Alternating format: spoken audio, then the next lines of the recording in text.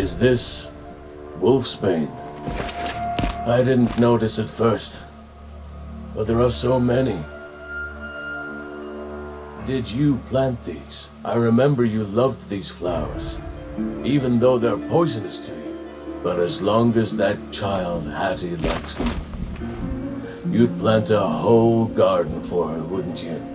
In this video, I'll be going over the Clive Jr. and Hattie arc, which is chapter 2 and 5 in the game. However, there are so many side stories that wouldn't fit here, so I'll put that together in a future video.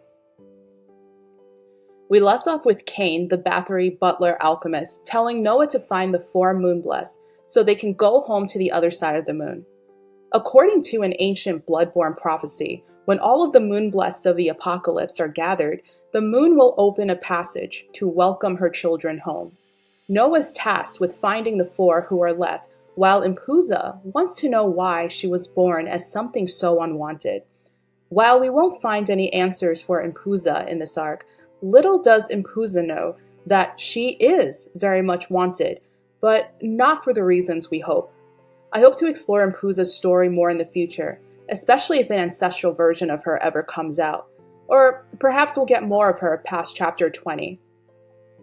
The clue to the first Moonblessed can be found, as Cain says, by the moon hidden by the evil wolves. Aiona, Noah, and Impuza head to the north of Lupine Forest. Impuza is unamused, wondering why they even have to go to werewolf territory, but of course, what's a vampire story without a werewolf arc? While they're searching for, they're unsure what exactly they're looking for at this time, they hear cries of help, where they find a knight with a garlic helmet. Aiona recognizes him as Sir Gadric, the vice commander of the bell ringer Thibault. He's being attacked by wolves, but since he identifies as a pacifist, he couldn't bring himself to hurt them. The 3 of them help Sir Gadric, but then he turns around and notes that Noah and Impuza are bloodborne. Since he is a heretic hunter for the church, he is forced to turn them in, but as the gentle garlic he is, he decides to make a deal with them instead. If they can block his hit, he'll turn the other cheek this one time. Noah successfully blocks him, but gets severely injured in the process. Sir Gadric might be a pacifist, but he's no pushover. As a man of his word, Sir Gadric lets them go. He has someone important he's looking for anyway. As the trio continues moving through Lupine Forest, they hear a voice of someone trying to understand why the church is suddenly attacking their town. She runs into the trio and immediately starts arguing with Impuza. The church had sown friction between the Bathory and the Ganelons for centuries, pitting them against each other to cover up for the church's crimes. Both families are now whittled down to a few. The Bathory have been losing power in numbers for some time, while the Ganelon are now infected with black blood disease despite their loyalty to the church. The church always spread the narrative that black blood disease was divine punishment to heretics, so why were the Ganelons being targeted? Impuza makes an interesting observation. When Hattie calls out Impuza, turning into a bat, Impuza wants to know what the problem is because Ganelons also have people who can suppress the black blood disease and have a beast form. She looks Hattie up and down and realizes that Hattie doesn't look like the other Ganelons. Her skin tone is different. She's smaller. There's something off about her. Hattie insists that her father said she's a late bloomer. It's so strange, though, that she's not infected, despite how quickly the Ganelons are turning. Hattie shares that her father was very protective of her, saying she must never get injured or bleed. But she's looking for this young boy, her little brother Clive Jr., who is about her height, but with brown skin and messy hair. The trio mentions meeting Sir Gadric, who had been looking for someone, and Hattie thinks maybe Gadric is looking for Clive Jr. too. But wait, the trio never told Hattie what they're even doing here. Noah explains that they're looking for the Ganelon family's forbidden grounds. Is that normal? Would you walk up to a random werewolf family as a vampire, asking to be taken to their forbidden grounds? I guess when you're Noah Nevernight, it's no big deal, so whatever. But Hati insists it's just a legend. It has to be, unless her father has been keeping secrets from her. On their way to find Clive Jr., the four of them run into the Knights of the Church, who accuse Hati's father of treason. They say he's the one who has been spreading the Black Blood disease. The Church entrusted him with the Moonlight Sword to fight the Black Blood, but they claim that he turned on the Church instead. So of course Hati punches them in the mouth. They find Clive Jr. lying on the ground. Aiona uses her time reversal to bring him back to health. As he comes to, he remembers their father said that one day a man named Noah will come and save them. Bringing him to the Ashen Garden is their family's destiny. This is the place where the Ganelon's gravekeepers are laid to rest. During the conversation, a member of the church arrives. It's Skull, one of Hati's childhood friends. She's understandably wary of him given the church attacking the Ganelons, but he assures her that her safety is the real reason for him to come back. He needed to get Clive Jr. and Hati out before the church exterminated the Ganelon line. Skull had always looked up to Hati. He was a frail, small boy, and he believed that one day he could be as strong as her. He was also a man of faith. He bought into the story that the Black Blood only infects heretics, so he didn't take precautions. As he dies, Clive Jr. finds wolfsbane in his pockets. It seems Skull hadn't planned on taking them, even though wolfsbane can suppress the symptoms. He actually brought them for Hati. Skull, too, was another man who believed in his promises. He knew he could never look Hati's father in the eye if he let anything happen to her. He would sooner betray the church than his own family. Gadric's singing brings them towards a bridge. They demand to go in, Hati insisting that she needs to go help her father. Gadric assures her that a man like her father wouldn't fall until he fulfills his vow, but when they finally get to her father, he has turned into his beast form and put the Moonlight Sword into himself, the same sword that the church had given him years ago to stop the spread of Black Blood disease. The road to the Ashen Gardens opens up, and Clive Jr. sneaks behind Hati and Noah as they descend into this cave. Noah and Clive Jr. have this visceral reaction, and they vanish. Okay, let's pause for a second. This is where things get weird within the Silver and Blood lore. Up until this point, it seemed like the story moved in a linear fashion because most stories do. Noah and Clive Jr. had moved through time 20 years into the past. In this timeline, Clive Jr. had drank water from the cave. A blonde knight, Friedrich Roland, and one with long hair, Gilrain Sidhall, make a comment that it's tragic this young boy has no idea what's going to happen to him after drinking the contaminated water. But what Clive Jr. is concerned about is why the church is trying to kill them. Gilrain decides the best course of action is to just kill Clive Jr., but starry-eyed Aiona steps between them. Clive Jr. is just a child, but this shows how far the church is willing to go to eradicate Black Blood disease, assuming that's even their intentions to begin with. Friedrich tells starry-eyed Aiona that the reason her family, the Elitas, have not chosen her to be the head of the family yet is because they believe her emotions are her weakness. But before too much conversation could happen, Gilrain lunges forward and stabs Clive Jr. Yet, Clive Jr. survives. Gilrain is in shock that a mere child, especially one infected with Black Blood, is able to survive his attack. Then the blood beasts, wolves, from the cave start appearing, muttering that they won't let harm come to Clive Jr. He defends them, saying these wolves are his family, his people, they're his companions. Since the infection also connects memories within his bloodline, he heads off with the wolves deeper into the cave. Noah is still feeling off, and starry-eyed Aiona explains to him that this cave is actually the divine body, which was created to seal the source of Black Blood, also known as the Seeds of Calamity. But even though Noah can control the Black Blood, he is still being suppressed by this divine body. Friedrich adds on that this divine body is just one of 12 sources of Black Blood. Each one is sealed by its own divine body. Each one is also guarded by one of the most powerful families who are loyal to the church. The Ganelon patriarch, Clive Jr. and Hattie's father, was tasked with guarding this divine body, known as the womb of the divine body. There's something to be said here that the Ganelons are considered one of the most loyal families, top 12 to the church.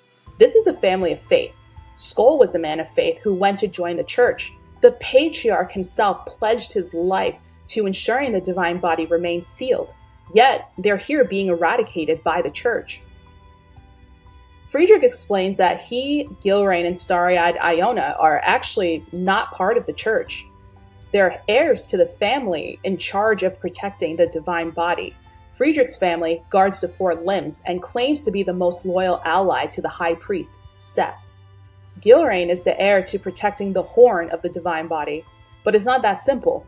Friedrich and Gilrain are also rivals, both competing to be the youngest bell ringer for the church to fill the seat that Friedrich's father left behind. Friedrich is especially powerful, having already mastered Covenant, which is a power that only those who are strong enough to be bell ringers can master. That power is equal to the Calamities. In a separate video, we're going to explore the friendship between Friedrich, Gilrain, and Aiona, alongside the rivalry between Friedrich and Gilrain, because in the future, things do change. Now remember, Starry-Eyed Aiona is from the past. Noah traveled 20 years back in time. They realized that the term calamity, which is used by Starry-Eyed Aiona, is actually the same thing as moon-blessed. Different terms, same thing. They finally find Clive Jr., but he's not doing well. Noah realizes that to save Clive Jr., he has to make Clive Jr. drink his blood. Noah's blood. Then Noah is also taken away by the wolves. Starry-Eyed Aiona attempts to use Covenant, but she's unable to because she's too inexperienced. Plus, she uses her abilities for healing, so of course she's unable to harm the wolves. Friedrich and Gilrain approach her. Even though Starry-Eyed Aiona turned away from them to help Noah, they're not going to abandon her. Still, there's the issue of what to do with Noah. Gilrain suggests sacrificing him. One life for suppressing a calamity in order to prevent the spread of black blood disease seems reasonable, but Starry-Eyed Aiona will hear nothing of it. Clive Jr. suggests saving Noah through moving into the memory world. This is the hive mind that connects the Ganelon blood, and now Noah's a part of it through exchanging blood with Clive Jr. I did explain a little bit about the hive mind in my first video that goes over the prologue and chapter 1. So if you want to learn a little bit more about the hive mind and what that means for black blood disease, go ahead and watch that video. Remember, Noah and Clive Jr., I've said this a few times, but they traveled 20 years ago to face this calamity alongside Friedrich, Gilrain, and Starry-Eyed Aiona. We still have present-day Aiona, Hattie, and Impuza who are looking for them. Hattie runs to find Impuza and Aiona, telling them that Noah and Clive Jr. are missing. They vanished inside the cave. The three of them rush there, but the cave begins flaring with explosives. Hattie demands to know how Aiona knows so much about the Ashen Gardens, the Ganelon's family secret. Aiona realizes that this is exactly the place she went to 20 years ago. The cave hasn't changed much since, which makes it easy for her to navigate it. This is where she was Starry-Eyed Aiona, a proud member of the Alita family, and where she first met Noah. She knows that Noah and Clive Jr. are still in the cave, just not in the present-day cave. She explains that the Alita family has the power to manipulate time as both their faith and their weapon. They are attacked by large bugs, and Aiona also realizes that though the calamity was defeated 20 years ago, the life forms in the cave fed on the remains and leaked into the lupine forest, and that's how the black blood disease started spreading here. There's a wall with scratches made with blood. Hattie could read the language of the Ganelons. It says, "This is our curse, but also our honor." Again, even though the gravekeepers always sealed themselves in this cave, infected with black blood disease, their hive mind and beast form never forgot their promise. Rather than let the calamity infect the Ganelons, these gravekeepers chose to lock themselves inside the forbidden grounds. The Ganelon calamity is especially infectious because it is plague, also known as Sheila. Since the life forms are feeding off of her dead body, the disease has also been multiplying in rapid numbers. The three continue to be attacked. Gilrain makes another appearance, but now he's much different. He is no longer the heir to the Sidhall line. We first met this form of Gilrain in Chapter 1 when he one-tapped Noah's group, Spectral Gilrain, the newest member of the Bathory Elders. Yet, Spectral Gilrain has no memory of what happened 20 years ago. Empuza asks if Cain sent him, and he says, no, but he does have a ticket to El Dorado that Cain wanted him to have. Spectral Gilrain takes his leave, and Hati feels something from the wolfsbane. She heard Noah's and Clive's voices. In the memory world, which is neither the past nor the present, Noah wakes up to a smiling Clive Jr. They are in the hive mind created by the Black Blood. Clive Jr. knows now what his destiny is. He realizes why his father could never look him in the eye, even though he was the future gravekeeper. Clive Jr. needed to stay here in the past. He only came to the memory world to retrieve Noah because Noah needed to go back to the present. The others still need him. But Clive Jr. wasn't just sitting around waiting for Noah to wake up. He had been here for at least a few days, meeting all the past gravekeepers and hearing their stories. This place, in their joined memories, is called the Other Side. Time works differently here. A brief moment in their original world is days here on the other side. Present-day Aiona mentioned that everything that will happen must happen because it has already happened. When Clive Jr. looks at the place he's in now, he sees fertile farmland. He sees Hati and his favorite spot, the bustling market, and he finally finds peace realizing that his father could never look at him because his father always knew that this is going to be Clive Jr.'s fate. Everything that has happened must happen because it's already happened. And because his father had already met Noah in the past, he knew that Noah was here to bring him back into this cycle. Before he could speak more, Noah wakes up. They had released the calamity which Noah's blood was suppressing, just to save his life. The divine body realizes that Sheila, the calamity, is missing and the cave is falling apart and begins to flood. Friedrich's covenant can save them since he can activate a state, the speed of light, but Gilrain stands up to him. Gilrain and Friedrich had been friendly rivals since they were children, but Gilrain had always been second best, outside of speed. He snaps, realizing that Friedrich will also take speed away from him. So Gilrain uses his forbidden technique, becoming a shadow that can move through walls. That's how he ended up in the cave again as Spectral Gilrain. The divine body itself couldn't keep him out. Clive Jr. pulls Noah back to the memory world one last time. He tells Noah that he's choosing to stay. They hear a baby crying. It's Sheila's twin, Hati. The day Hati lost her little brother and her father is actually her 20th birthday. Clive Jr. accepts, even wants this fate, to raise Hati and protect her past so that she could have the future of leaving this place with Noah. Despite the curse, Clive Jr. is more than happy to give Hati a happy childhood, knowing that the cycle will begin again in another timeline. This was always the promise he and Noah made to Sir Gadric.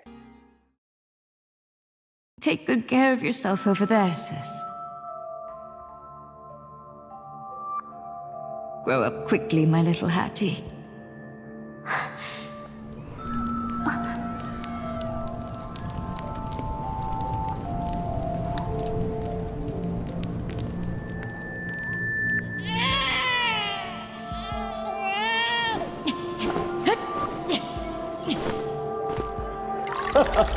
I will protect your past here. And be here to bless you on your next journey. As long as you're with Noah, I'm sure sure you'll find it. A future that truly belongs to you.